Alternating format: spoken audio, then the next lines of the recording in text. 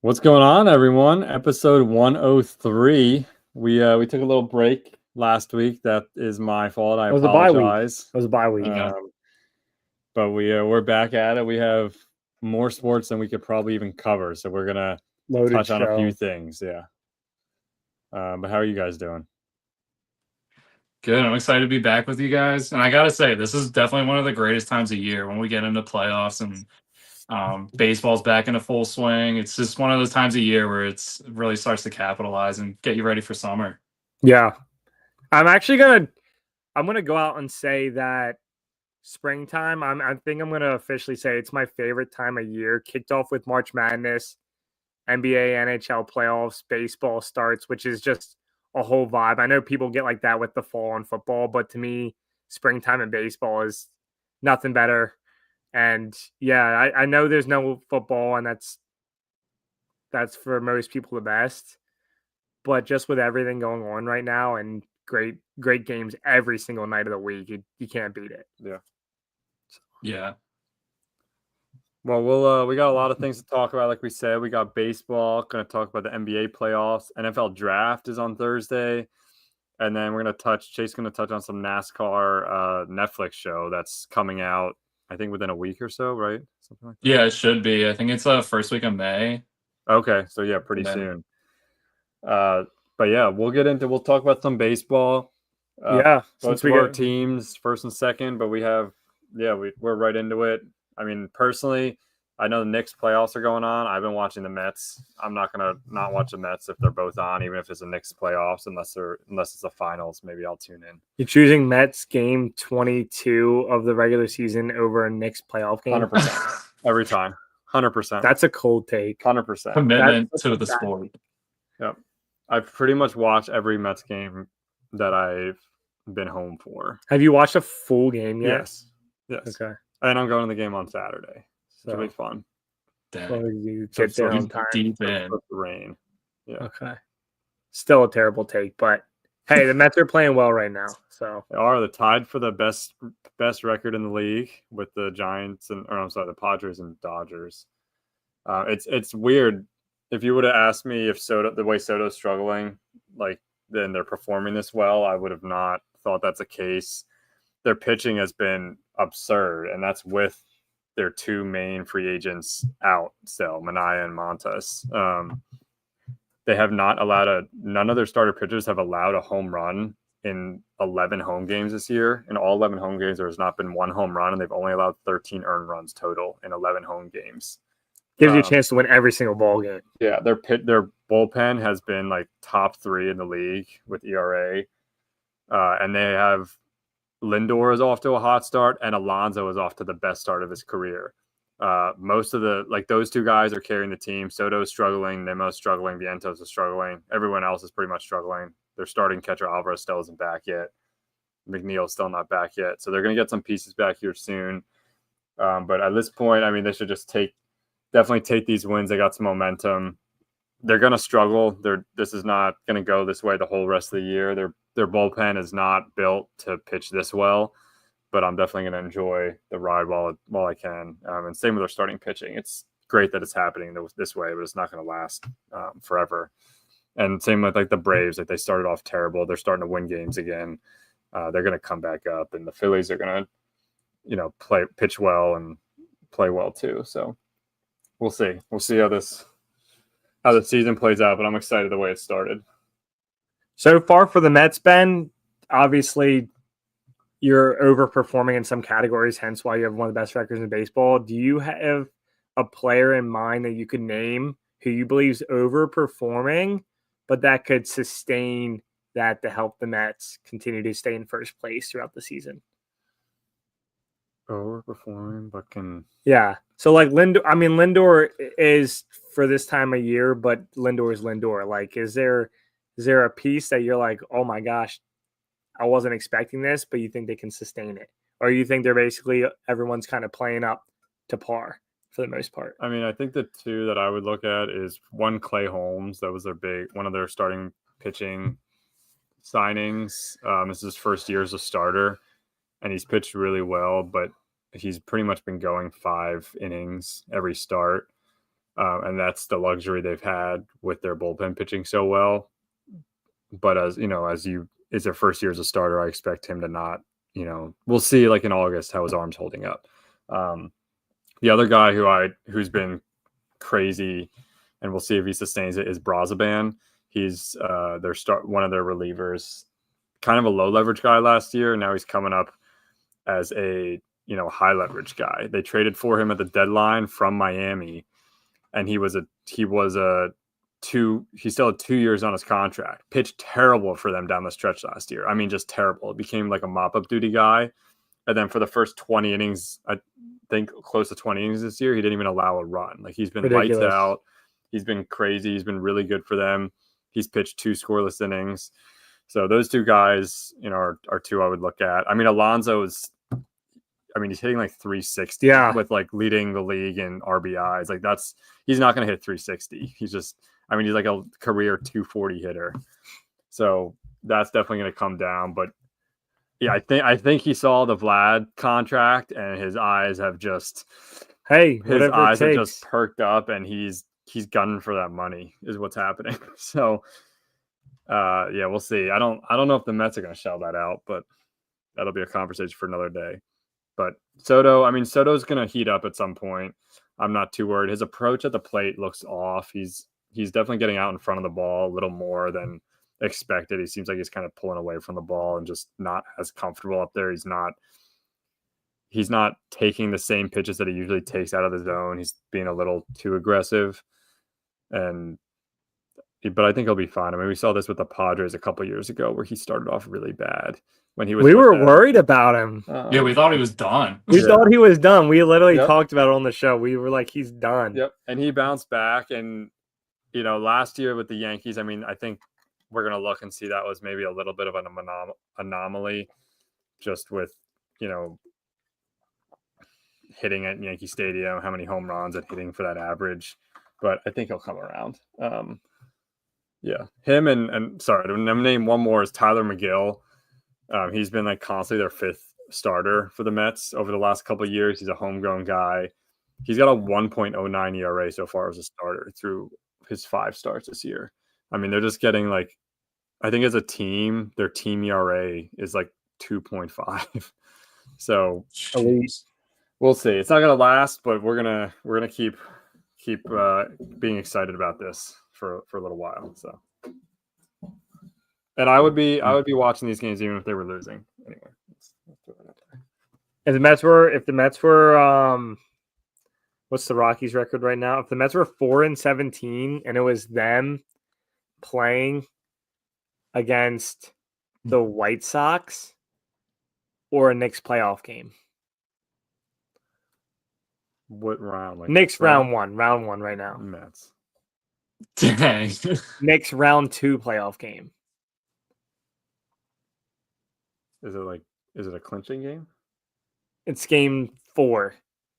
Can it clinch? Can either? No. No. Tie. No. Yeah, okay, conference finals game 1. I might start tuning in then. Okay. I'm not saying I'm not going to watch the Knicks, but if the Mets are going on, I'm like the last 2 nights. Last night, I haven't watched one Knicks game yet because the Mets have been playing. Yeah, I mean, to be fair, I thought that we'll get into basketball. I thought the Knicks could sweep the first round. I didn't think it'd be you'd have to worry about Tobias Harris's double doubles catching up with the Knicks. So we'll get into that. Yeah, what do you think about that, Gordon? So, but no, there's a lot going on in the league. Chase, we should touch on the Phillies. My biggest takes are just bullpen uncertainty, and then Rob Thompson. Some of his moves, you said it when he took over, he gets trigger happy with his bullpen moves. And let's take the game on Sunday, for example. Luzardo's pitching great. Few more pitches than you would like in the 7th inning with a couple of Phillies errors. Gets through with 80-some pitches. Your bullpen's been one of the worst in the league. I'd have Luzardo come out and pitch the 8th, at least start it.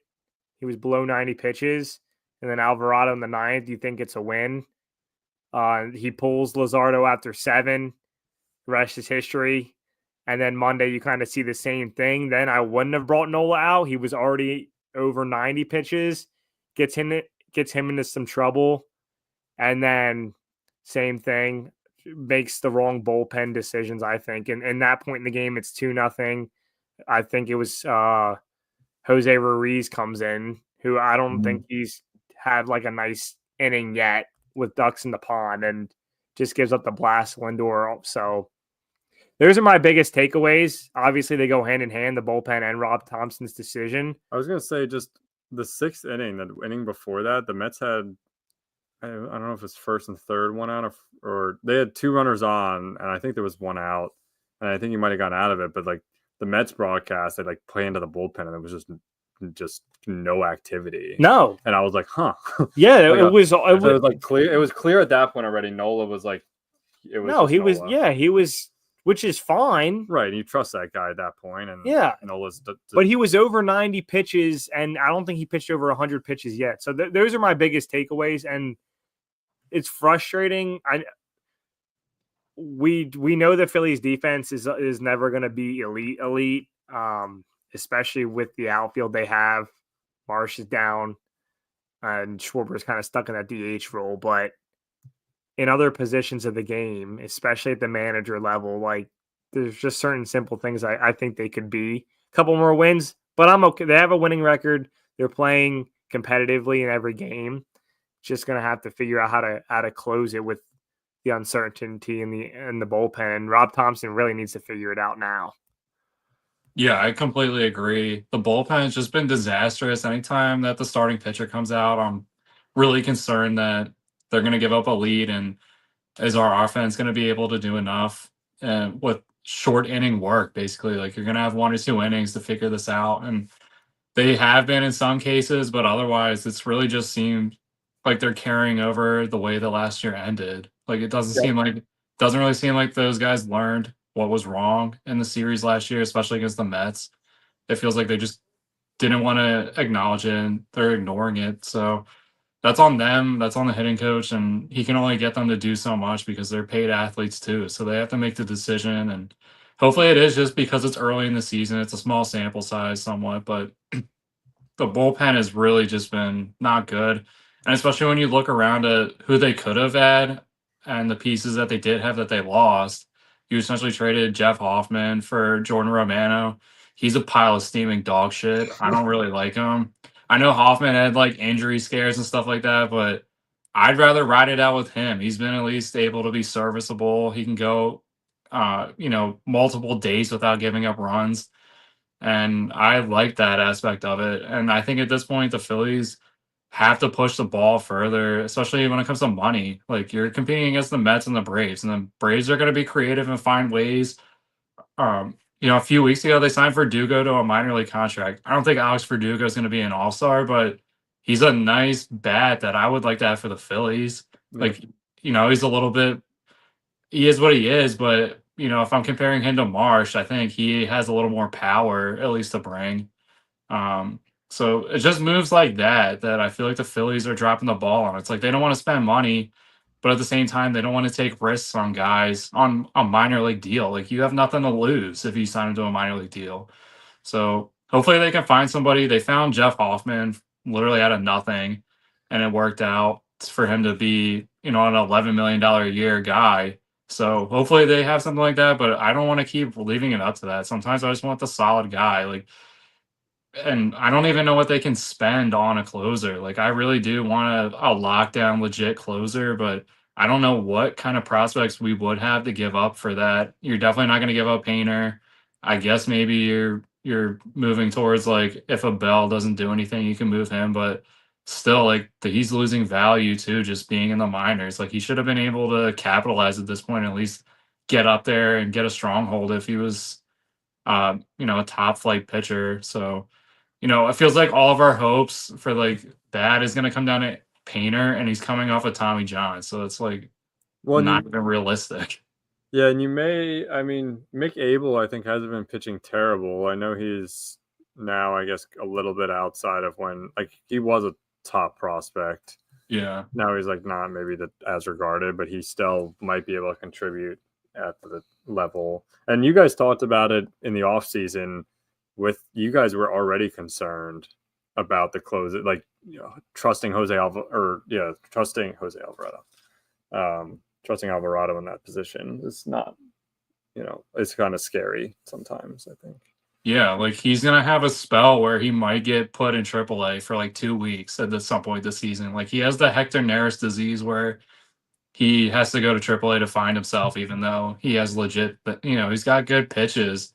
It's just he gets a little wild sometimes. And I also have to bring up Kerkering. Like he flew through the minor league system one of the first times ever that's actually happened for the Phillies. And he's got really good stuff. And I feel like he's just not able to I feel like he's trying too hard in a way. Like he feels all this pressure. He feels like he could probably capitalize, be a setup man, maybe even take over the closer role. But it feels like he's trying to pitch for it with every time. And it's like, you're gonna get it. You have the stuff. Like, just go out there and do what you can do. Like, it feels like he's putting so much pressure on himself. Whereas the last few years, it feels like he was just happy to be out there for the opportunity. So, hopefully that's just a pitching thing that they can work out.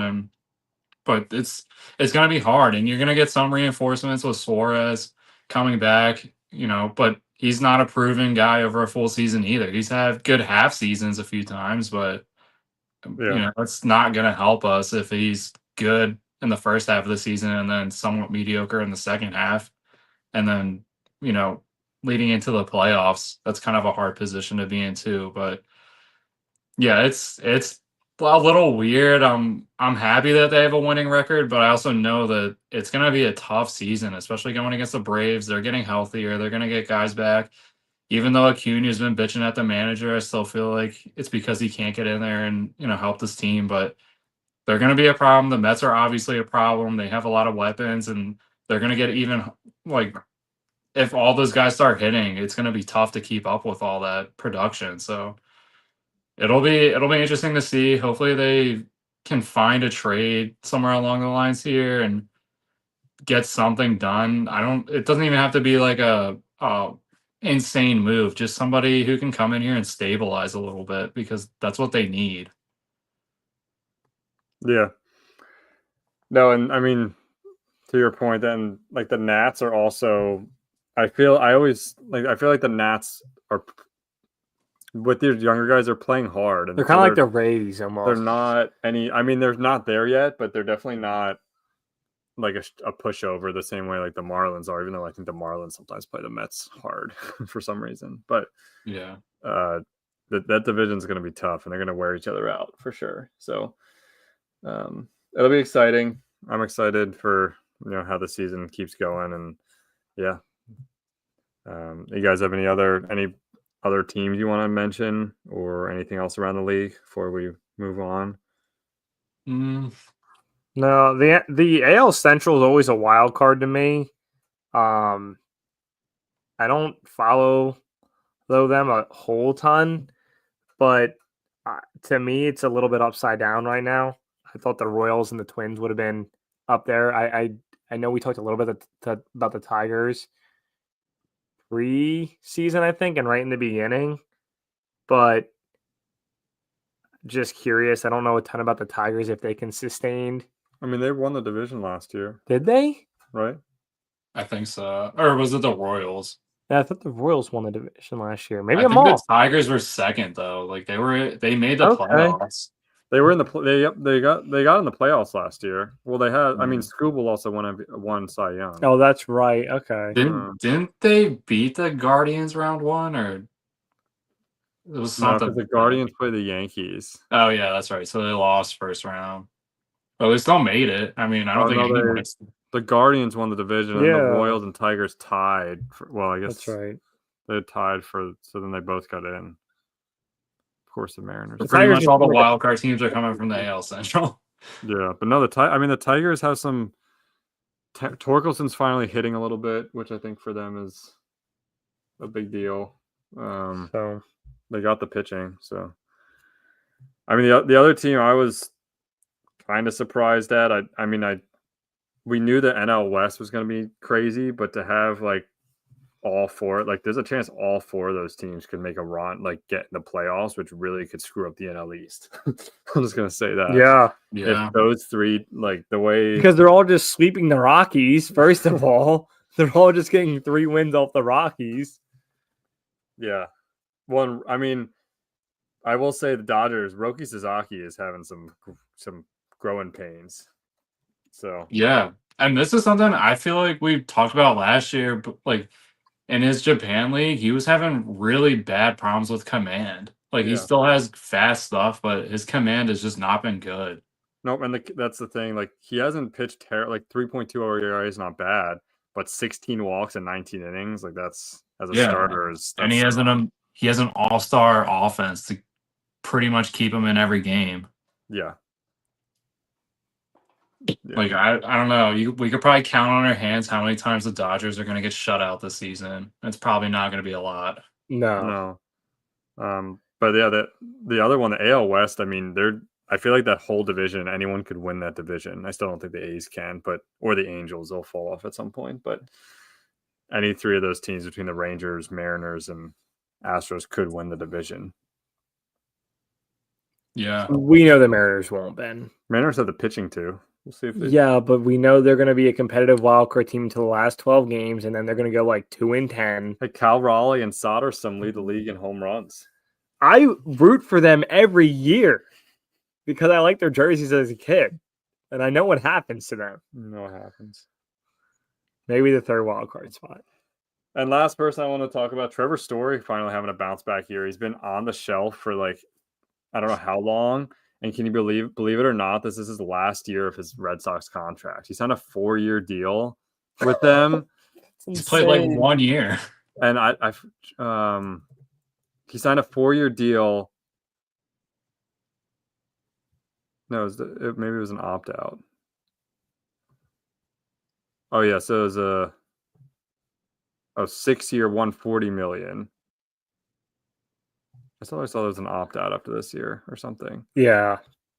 But anyway, he finally is playing, and he's playing at a level that we haven't seen since some of his Rocky days. He's hitting 337, 5 home runs. He hasn't played like this since 2019, 2020. It seems like yesterday he hit a home run in like his first 3 major league games or whatever. The crazy story. Oh yeah.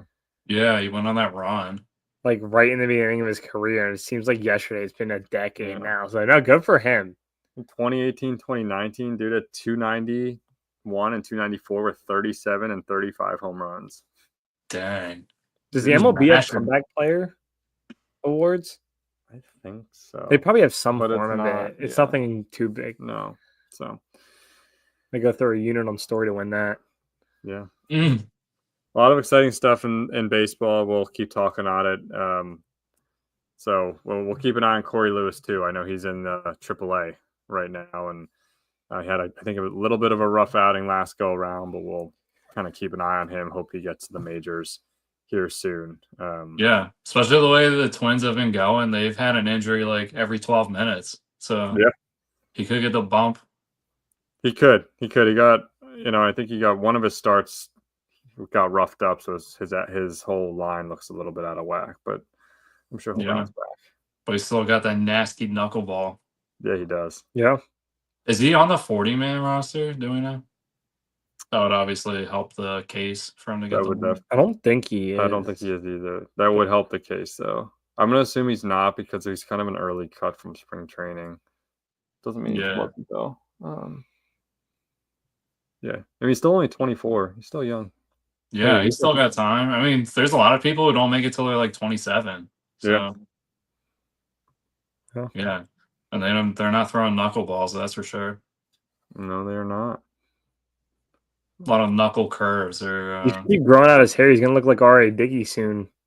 Maybe he's going for R.A. experience. If he comes up and pops on a 43 jersey, you know what's happening. I'm impressed you remembered that. I don't know why. Honestly, I was like, I think it's 43. Oh, Toby Gardenhiner is the manager. It wasn't his dad, the Twins manager for a hot minute, Rod Gardenhiner or whatever. Oh, yeah. Yeah, it does sound like, he looked like Santa Claus, right? Yeah. Yeah, I remember that guy. Huh. Yeah, I think he was like for like I feel like most of the 2000s he was the I'll have to check on that later. I think his son is the manager for AAA. all right. Anyway, It seems like a bit of a rabbit hole. yeah, definitely a Steer rabbit back hole. on path. Yeah. Let's talk about the NBA Let's talk about playoffs. NBA playoffs. We got some great action that I have not watched. 1-1 in the Knicks. That's all I got. I don't have much else to say because I haven't watched it. But I like you said, expected them to kind of roll through the Pistons a little more. Yeah. So This is a great to me this is a great playoffs. One, I don't have to stress about the 76ers, but two, the biggest story to me is the lack of injuries for once. Usually at this here we go. usually No, going into the no. playoffs. In the playoffs, people get injured because I'm just saying I guarantee you the next day or two is going to be now. there will be. No, there will be whether I Just said because you something or said not. that. No, there will be because the league likes to do 4 best-of-7 series, which is ridiculous, to win the championship. Yeah. But I'm talking about going in full strength teams. I think besides the Magic, who have Wagner and Suggs, who've both been out, but they've been playing without them for some time now. But every team has got their players. Lillard just came back tonight for the Bucks. Obviously, Luka, LeBron, everyone's on their squads. Steph's making a run with Jimmy Butler on the Warriors. Holmgren's back for Thunder. Holmgren's back for the Thunder. So I think that's like the biggest story because it makes for some great series. And also the parity to me is great. There's teams like the Celtics and the Cavs and the Thunder, they're going to move through the first round, but then there's some really good first round matchups. Nuggets, Clippers series already 1-1. Plenty of names on the Clippers that have not showed up in the past 5 years, but they're coming to play. And with the Nuggets coaching change at the end of the season, you could wonder if there's a factor into why the series is already 1-1. Obviously, the Rockets in the 2 spot, we all talked about that, could be an upset alert. I picked the Warriors in my bracket that I made just because that's a great draw for the Warriors. Great draw for the Warriors. The NBA really is hoping for a Lakers-Warriors matchup. Yeah, it'd be great for the league. But yeah, you got the old players on the teams like the Lakers and the Warriors. You got the Thunder, who I've bet against in the last 3 years and been wrong every time. So I think I've picked them to win maybe the whole thing. But no, it's just I think it's great for the league, and it's nice to just see all the players out there for now. And it's also nice to know you don't really know for sure. It's not a Cavs Warriors situation and who's going to win the leagues. Yeah. So the conferences. Yeah, it's definitely it's just exciting to be back in, and like you said, Ryan, it's nice not to watch the Sixers have to sweat out first and second rounds for a season. But at the same time, I definitely feel like the Pistons went from being absolute garbage, and now they're in the playoffs. So it's just cool to see you can have that. Is for the Sixers, we can go from not making the playoffs to getting back in there next year as long as we make the right roster moves. But yeah, it's been interesting. It was cool to see Kawhi roll back the clock for once and be legit. It's just I'm not a big Clippers guy, but especially because they're rostering Ben Simmons, and for what reason, God only knows why. Is he playing? Yeah, he's getting some minutes. And everyone's deciding that they're all going to dump on Ben Simmons, which we've all been doing for 10 years. Whenever he decided not to shoot that ball in Atlanta, and I guess everyone now realizes he's not that good of a basketball player. So it's nice to see him actually just get blown up in the playoffs. I'm sure I'll play. He'll probably get a back injury somewhere from, putting his socks on or something ridiculous. But yeah. So we're interesting, and it's also interesting in that series to see what the Nuggets can do. Obviously, they canned their coach 5 minutes before the playoffs start, so it's just going to be interesting to see how that series really develops and plays out. Yeah, honestly, I want to circle back on the Pistons. This is a ridiculous run every year now because of the teams who don't necessarily care as much about the regular season. you get these teams like the Pistons who play well enough to get a decent seed and have a first round matchup where they can potentially be competitive. But this is a team. I mean, Tobias Harris, Thompson, Tim Hardaway Jr., Durian Cunningham, Paul Reed, Holland, Dennis Schroeder, Malik Beasley. I mean, that's a roster that's like 2015 Timberwolves roster where you would think they were 20 games under 500. But they play their hearts out this season. They play great team ball. Everyone knows their role. Cunningham has shaping up to be the star of the squad. And now they weather the 21-game run against the Knicks in game one, absolutely embarrassed in that fourth quarter. And you think they're on their way to just probably getting swept. I think they was an NBA record 15 straight losses in the playoffs. And they come back in game two and they play great team ball, even with Brunson going off again, dropping another 30-piece burger. And they get the W. And now it's a series. Going back to Detroit, that place is going to be rocking. One of the teams to watch out for. I know Ben hasn't watched much Knicks. Ben, I would be a little more nervous. I thought it was going to be a clean sweep for the Knicks. It could just be one game. It could be a fluke. But the Pistons are playing defense. And even with Thibodeau reaching more than just his six-man rotation than normal, I think he's going to have to figure out a little more. Now's not the time, though. Yeah. Dude, but they're playing. They've been playing like a 9-man. I know team. they've been throwing out Cameron Payne and Shamit, and I don't love that. But Payne was actually playing pretty well at the end of the year. So Shamit. No, it's wild. The other surprise to me is the Pacers. They've been kind of like the Magic last couple years and on the come up, but I still don't like their roster a whole ton. They beat the Bucks in game one. They're winning right now in game two. All of a sudden, this is a series that they could win, and I think they would have the Cavs in the next round, which is definitely a series that they could win too. I mean, you're potentially looking at Tyrese Halliburton, Overrated. super overrated player, and I think an overrated team. And he was voted the most overrated player in the NBA in the player poll. And today. I completely agree, but they're in a situation where they could potentially have a conference finals trip before the 76ers and Joel Embiid era. And did they make the conference finals last year against the Celtics? Oh yeah, you're 'cause they right. beat the Knicks. Oh yeah, because they beat the Knicks. So they could yeah, because the Sixers and the Knicks decided to destroy each other, so no one would make it past the next I round. forgot about that. Wow, my Yeah. memory's off. So the right now. Pacers could have back-to-back conference finals years. That's ridiculous. Yeah, That's yeah. If you would have told us 2 years in a row the Pacers had a chance to do that, I would have laughed so hard I would have passed out. Yeah. Yeah, especially showing me the roster. Like I also I Yeah. don't know. I know Siakam's a big get for them, and they Obi Top and you guys. I mean McConnell's. You love that energy off the bench. There's doesn't match. Yeah, it's a weird roster, but it works. It is. I mean, I think we all think the Celtics are still going to stomp through the That's why I'm competition. probably going to watch the next round because I'm hoping the Knicks can get through this relatively unscathed. And the reality is, I mean, I'm not. I mean, if the Knicks beat the Celtics in the second round, I they could go to the finals. Well, yes, but do we really think that can happen?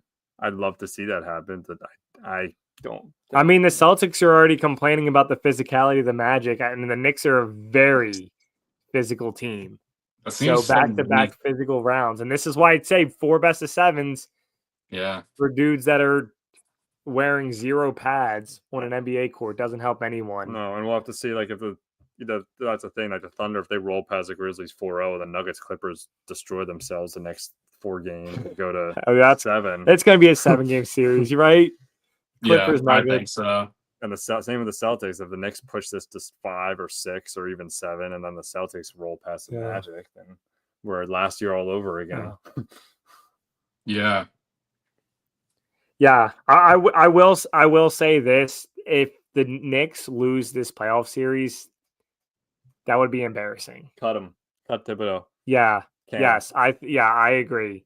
You cannot. There's so many good coach with the firings and everything. There's so many really good coaches I feel available.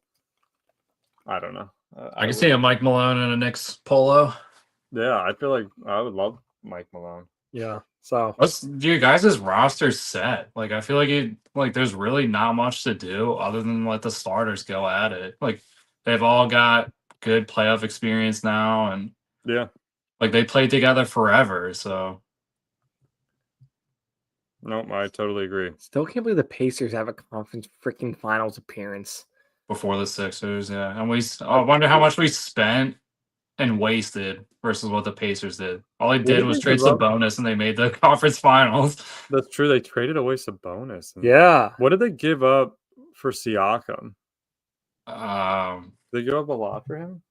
I don't think so. I think they gave up people who aren't even in the league anymore last And then year. they signed. They did. Did they sign to an extension too? I think, so. yeah. I think because he was a free agent last year, or he Okay, was so going to like- be a free agent. Yeah. Well, they've also drafted fairly well, like Matherin, Yeah. Nemerd. Thomas Bryant, by the way, he's only played 4 minutes. And a great pickup, in my opinion. I thought I liked him on the Wizards. They have so much depth, especially at the big position. 10-man rotation for this playoff game against the Bucks right now. Game 2, they're up double digits. Also, I like Obi Toppin, so it's kind of Yeah. Yeah, the Pacers are like death by 1,000 paper cuts because they just have so much energy. Yeah. It's like in a case like this, like you fall behind, it's gonna be hard to claw yourself back in because they're just gonna bleed you out. Oh yeah. It's wild. So we'll see. I picked the Bucks, but Doc Rivers is their coach. So yeah, that was Yeah, and they get back Dame tonight, right? yeah, Yep. he's playing. Yep, he's currently Yeah. playing right now. down by 9, Um, going almost into yeah. the third quarter. Now it's exciting. The last thing I think in the West, I think everyone and their brothers picking the Lakers because of Luka, and he made the finals run last year. But Timberwolves won game 1, and they remind me a lot of like the mid 2010s Grizzlies, where they kind of just grind you out. And they have a lot of young energy as well, and that's going to be another great series. One where the Warriors, I think, could have taken advantage of in the second round, kind of like the Thunder potentially in the one hole. So depending on how some of these first round matchups come out, I mean, you could have a Thunder Warriors conference finals just because of they're getting teams that are beat up already. So Yeah. the injuries will come because it's everyone plays ridiculous defense that they didn't play the first 82 games, and players just can't handle it. So Well, yeah, and this is probably. I mean, you got to think this is maybe not this year, but 1 or 2 more years left for LeBron if you last chance at a title. So they're definitely gunning for it. yeah, Luka's got to play defense though too. Yeah, I agree. Yeah. All right. Well, moving on. We'll talk some quick about NFL draft. I will see if I can bring up just a mock draft or just go through. I can go through I'll just bring up. I don't love this, but this is ESPN's like last. I'll scroll through while we're just talking, and you guys can talk about it. Okay. Can everyone see this? Yeah. All right, Okay, so this is just their mock draft. This is their latest mock draft and all 30 picks. So I'll just scroll through. We can. Yeah, stop I at any think point. 1 and 2, regardless of the teams that pick there, it's gonna be those guys. I think those are just the 2 highest players in the draft. Yeah.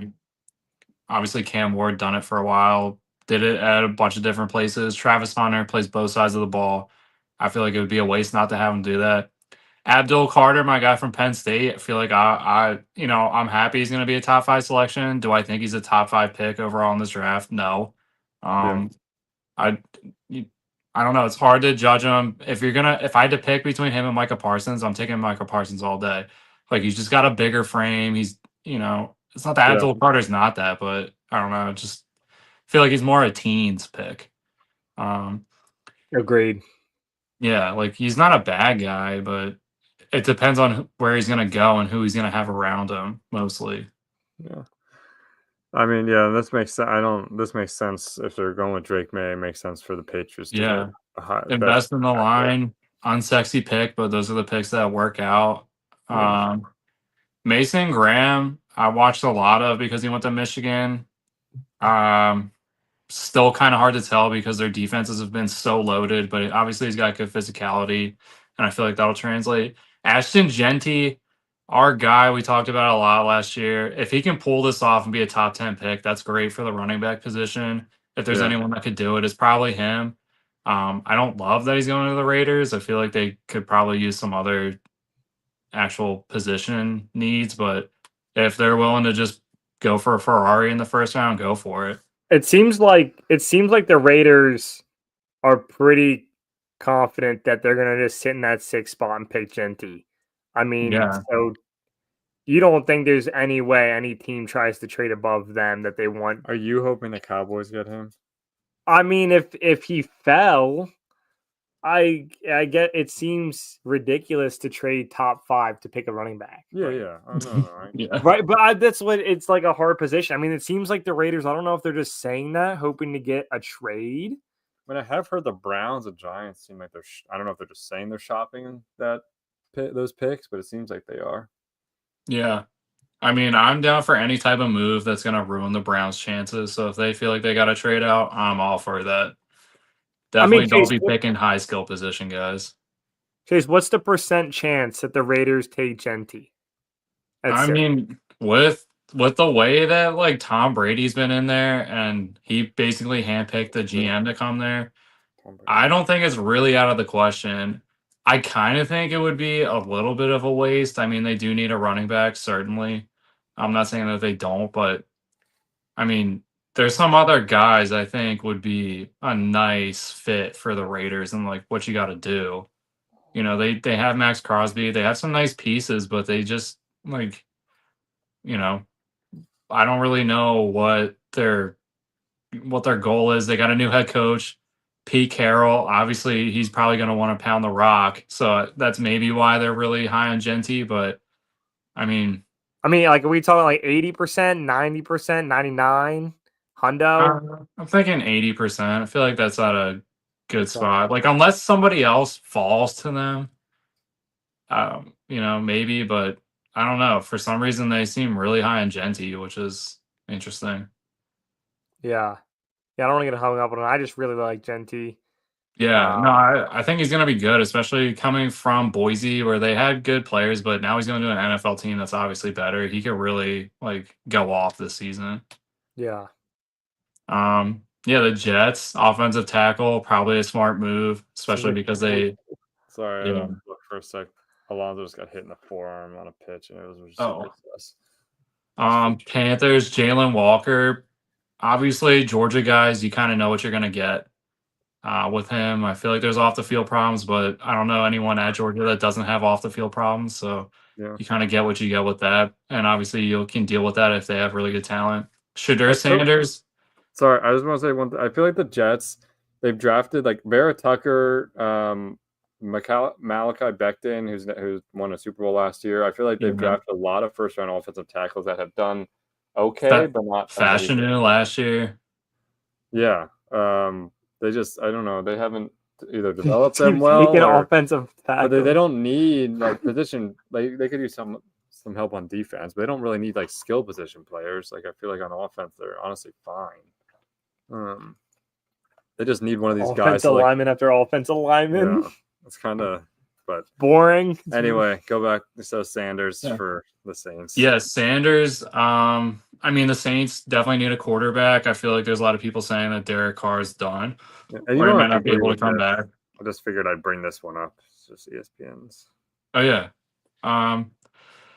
Yeah, Sanders. I don't. He's kind of the wild card of this whole first round, though. If I'm being completely honest, he's had okay. Clearly, Cam Ward is the clear-cut number one, and there's not really a like Shadur's probably the number two, and then after that, it's definitely a drop off of good quarterbacks. Like you kind of have a mixed bag of guys who had decent production, but can they translate it to the NFL? Yeah, not really sure. And I can just scroll through, and you could, if there's someone that catches your eye, you can just like talk about, or we can talk about our teams because I don't. Yeah, I mean with the Shadur noise, Chase, like, especially with the draft, the QB class being so weak. I mean, if you're a team who needs a QB, are you okay with just signing a free agent and kind of just cruising through the year at like 6-11 to try to juice up for next year? Or do you think like if Sanders is there and you need a QB, I mean, do you like would you rather the Saints go 6-11 and try to gear up for someone next year, or you think like you need a QB, you take Sanders? Yeah. I mean, I kind of feel like when you start doing that draft selection where it's like, I need this guy instead of just taking best overall, you can kind of pigeonhole yourself. Yeah. And I mean, I don't know. I feel like it would be a weak move to do that, especially when you're leaving so much talent on the board. They just had their right tackle retire. So I know Kelvin Banks wasn't in the top 10. He definitely should be. He's a monster, the tackle from Texas. Um, that would be a guy that the Saints probably, yeah, at 11 to the 49ers. God, I hope that doesn't happen. That cannot happen. There's no way. You're going to have Would you Trent put Williams and him Kelvin over? Banks in the same line. People are going to get decapitated by those two guys. Would you put him over like the guy that had the Jets picking? Yeah, I don't really know much about Membu other Okay. than he's kind of just been rising. And there's a lot of tackles that are rising through like the draft process. So Classic for the Jets to pick yeah, like the less mean, popular. yeah, Oh, I watched some Missouri, but I definitely saw more Texas, and I really liked what I saw out of Kelvin Banks. He's just a unit. Like Yeah. he's got everything you want in a prototypical left tackle. Cowboys taking McMillan, I love that a lot. I for long thought that they were going to end up with one of the Ohio State receivers in like the second round, like a Buka or somebody like that. It seems like a good fit. Obviously, ESPN has them taking a wide receiver in the first round, and I think it's a solid one. I like a lot of the receivers in this draft. I think some of them might fall, and hopefully to the Ravens. If McMillan fell all the way to the first round, I would be ecstatic. But he's just going to rise. He's been doing a lot, especially at Arizona, a place you don't really think of as a dominant place, but he's got a lot of really nice skill set. If Genty would somehow fall 12, you really want that to happen, don't you? would you think that's, or do you think do you think the Cowboys, McMillan, or any type of wide receiver is still better? I mean, obviously they hadn't had a 1-2 punch since Cooper and CD and Dak had a great year that year. Yeah. Like, I mean, I think the Cowboys kind of have a luxury to go wherever you want because last year is what it is, but I mean, they obviously need a good running back. Genty fills that hole. Like, I feel like the Cowboys can really go best available, and especially at like wide receiver and running back. So yeah. I wouldn't be surprised if Genty does fall, if the Cowboys snatch him. That I don't think that's like a wasted pick for them because you guys already have a somewhat established offensive line. You need some pieces, but you guys have been able to like plug and play a lot in the last few years and still been able to get by. So I feel like they're able to do that. And we've just been so. I mean, I'm a big old school running back guy, and obviously when Zeke was super elite, it helped Dak so much. Play action, and it's just they've been so stymied. Dak's still throwing 40 times a game, but then he just gets hit or has to scramble and get hurt. And he's older now, and I just think be able to hand the rock off to a tank a couple times. So I wanted Derrick Henry last year. Yeah. And yeah, exactly. Yeah. So yeah, I mean, not that I don't like other picks. I feel like the Raiders are gonna take Genty, and then it's just gonna be that's whatever. And then he's just going to be washed away in Oakland or wherever they're at these days. But now we can keep going. Yeah, I do love Jahdae Barron from Texas. I like all the Texas guys. Tyler Warren, obviously, I feel like with the Colts, they keep talking about how they need a 3-down tight end and how it's really hard to find. I don't really get that sentiment from the Colts, but whatever. They obviously know what their game plan is. So take a first-round tight end. Go for it. I'm all for it. Leave all the other good position skill players there for us to take. So that'd be good. And obviously, I'd like to see Penn State guys go pretty early. Mike Green, Marshall, yeah, he's been a guy who's come on a lot. Will Johnson, solid number 1. Yeah, Matthew Golden, like him. You want to jump down to the Ravens? Well, what are we feeling? Yeah. Oh, he's the next QB and running backs, by the way. Okay, wow. Okay, whoa. ESPN, all right. And this taking is, the by the pants way, off. this is as of like I think I pulled up the latest one. This is Yeah. ESPN Plus, April 21st. Nice. Okay.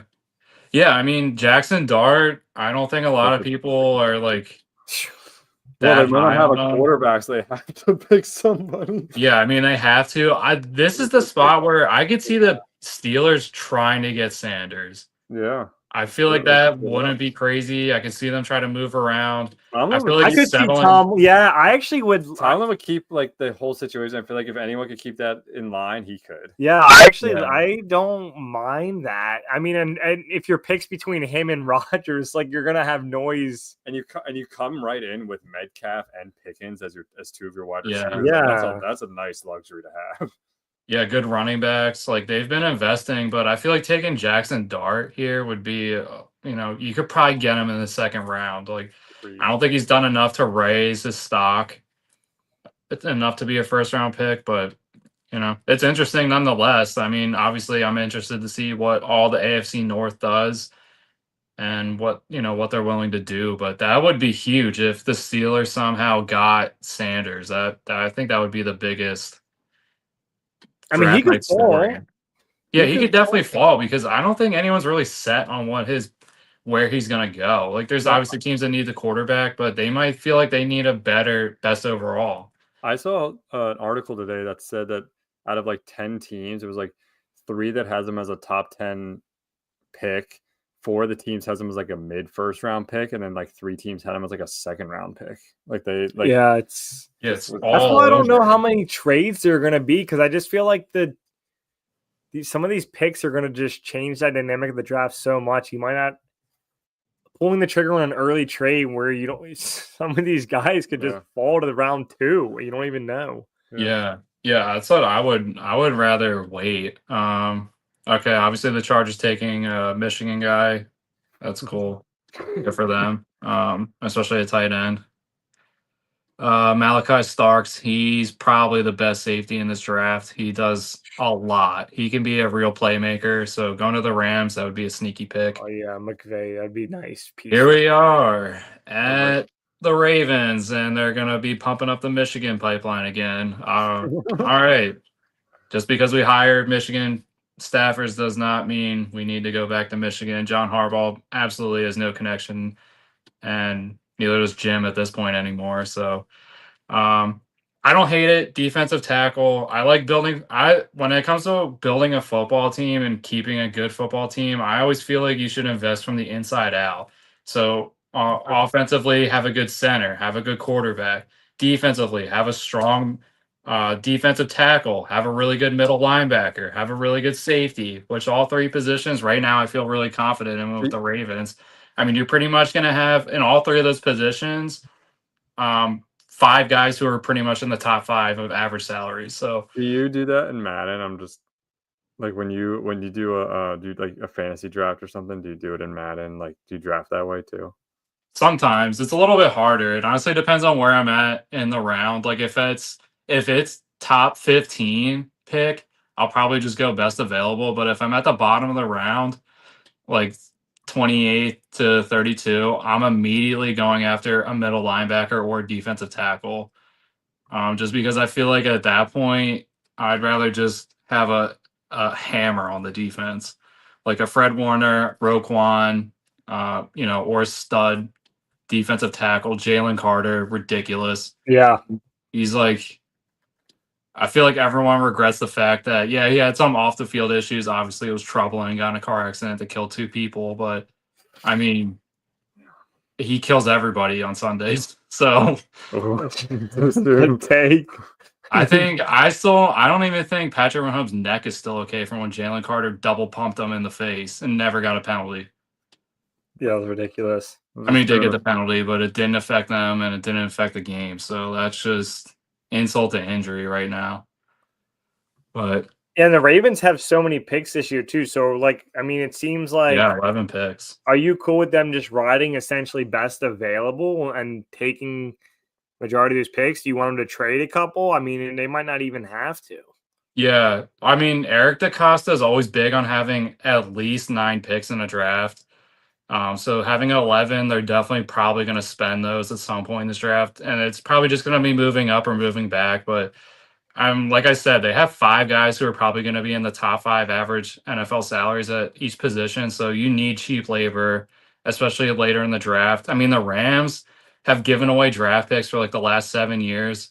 Somehow they're still making the playoffs. They're finding people that no one else seems to care about. Or, I mean, the Rams have just been late draft specialists in the last few Yeah. years. So, yeah, it really just goes to show it is hit or miss. I feel like the more draft picks you have, the better, because you can just spread it out, and it really is a gamble. Like, you don't know. You can come in, and the Ravens one year drafted a guy, Sergio Kindle. I think it was in the 2nd round, outside linebacker from Texas, was going to be pretty good. During his right after the draft, in between summer workouts, and then he fell down a flight of steps and never played. So, like, stuff like that can happen all the time, and like you wouldn't expect your 2nd round pick to fall down steps and never play football, but it happened. I wouldn't expect a free agent, like Such bad a luck. practice squad guy, to do that. Yeah, It's like a Hanley Ramirez injury. I mean, and since then, I haven't really heard of anything like that, but I mean, it happened. So, and if I went back, I'm sure they nailed somebody in the 3rd and 4th round in that draft, and yeah, they Yeah. lost. But yeah, I think it's I think it's wise to have a lot of draft picks, and I think if you're going to be a successful team and be a perennial playoff contender, you got to find people anywhere in the draft, not just the 1st round and 2nd round. If you're missing on those, you're probably going to be the Cleveland Browns. Yeah. But if you can hit on them and find those guys and be consistent, then I think you're really going to up your odds. So, and the Ravens always, forever, I think since they inception, are always best available. Even if they have a stud at that position, they're going to take them, which seems to always work out because you never know what's going to happen with that guy. I like that. I mean, they've been their franchise is 30 years old now, and from basically what I can remember, is they're a competitive team. Yeah, always. So I like it. I that's why I asked too with the Sanders thing earlier. I'm more with you. I really like the take that you mentioned about inside out. I know you value your defenses. I don't know where you rank all of them, but it's a really interesting take. I think in modern day football with the passing, people can get hung up on wide receivers, corners, outside linebackers who can run. But the Jalen Carter is massive. I mean, the Eagles won the Super Bowl, and he was a big reason why. So yeah, having a stud up the middle to stop the runs is going to be important because the run game came back last year, and I don't think it's going to go away after 1 year. So if you can't stop the run, you're going to have a tough time winning this year.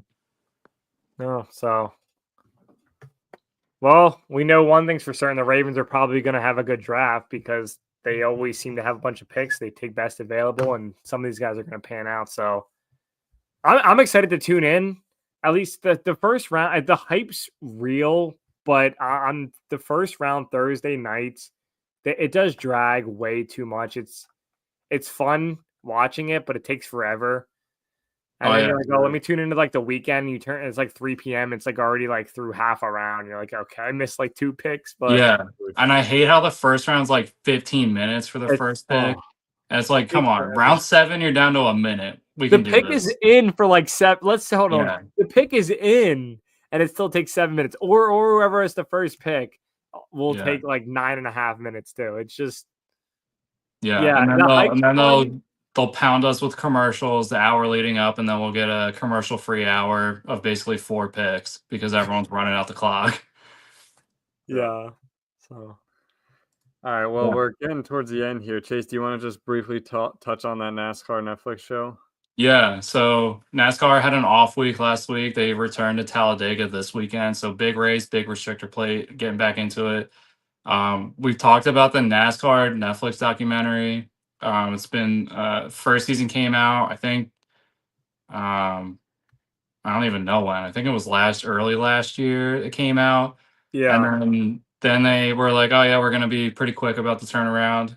Anyways, flash forward to right now, they're gonna release it May 7th, and it's gonna be about last season's playoffs. I feel like this is a major whiff, if I'm being completely honest. I don't really care about last year. I care about what's going on right now. And if we bring this up all the time, if you're going to do something and you need a comparison to do it to, Do it to the NFL. They already do this. Hard Knocks gets in there. They're putting out content the same week, in season sometimes. Yeah. Like last year when they did the AFC North, like that was way more compelling than watching Joey Logano, who I watched all last year, win the championship. Like I already know how it's going to end. Yeah. They're focusing more on the back end and more personal life stuff, which is okay. Like I do want to see that, but I want to see it happening now. Like I feel like they're able to do it. They're Netflix. They can drop basically however much money they want to do it, but feels like they're not really taking this thing like where it could be. So it's a little disappointing to wait this long and find out it's only about last year, because the season one was also about the playoff run, and it's like the season is months long. Like you could do a little bit more like with the content, and it's I don't know. Yeah, it's just disappointing because we're looking around the other leagues and the NFL just does it the best all the way around. Like anything that they do, they wouldn't be earlier this season when baseball was playing at 6 a.m. in Japan. Who the hell's turning on a 6 a.m. ball game of the Dodgers? The NFL wouldn't be caught dead airing something at 6 a.m. Yeah, I think one of them was even earlier too. Like it was. Yeah, ridiculous. And it's 2 weeks ahead of the schedule. Like, I mean, I'm fine with them playing overseas ahead of the season. I feel like it's a waste to do in season across trips, whatever. The NFL does that too. And that's the only thing that the other leagues are taking. And it's disappointing. Like, I feel like they really could be doing a lot with this, and for all the sports too. Like, I saw that they're going to have something about like horse racing with Netflix. I'm like, what the I don't know anyone who's really clamoring for a horse racing show. If I'm being Netflix and completely chill honest, with some horse racing. yeah, that's. I mean, people tune in for one race and pretty much one race only, and it's the Kentucky Derby. I mean, Yeah. other people might be in on those other races like Belmont and stuff like that, but like, I mean, are we being serious here? Like, what is that? Are they gonna have a pickleball league next year? Like, No, come no, on. here we There's go. already pickleball trading cards that came out. Yeah. Like I was really hoping for a lot more from the Netflix thing. I'm still gonna watch just to see and get in a glimpse, but William Byron has already been smashing this thing all season. Any chance he's got to talk about it, he said how much it sucked and how much of a waste it was that they just followed him around at his house. And it was like during the playoffs too. So which is, he's trying to compete for a title and you have a crew walking around your house just interested in what he's asking his girlfriend what they want for lunch or something. Like that's not really compelling to me. I don't think it's gonna be like that. I'm just speculating, but we'll Yeah. see. It comes out May 7th, so I'll definitely be watching that night and gonna give a review. But more importantly, racing's back this weekend at Talladega, so it'll be a good one. I feel like the guys are gonna be really amped up having a week off and going back to restrictor plate, especially with the way the season's gone so far. So it's gonna be a fun one. Oh yeah. Thanks for the update as always, Chase. And I think we'll wrap it up there. We had a lot of sports to cover. We didn't even cover all of it, but we covered a decent amount, and we appreciate everyone for tuning in, however that is. So Yeah. we'll be back next week, and we will see you guys then. All right. Ben Ryan Chase out. See ya.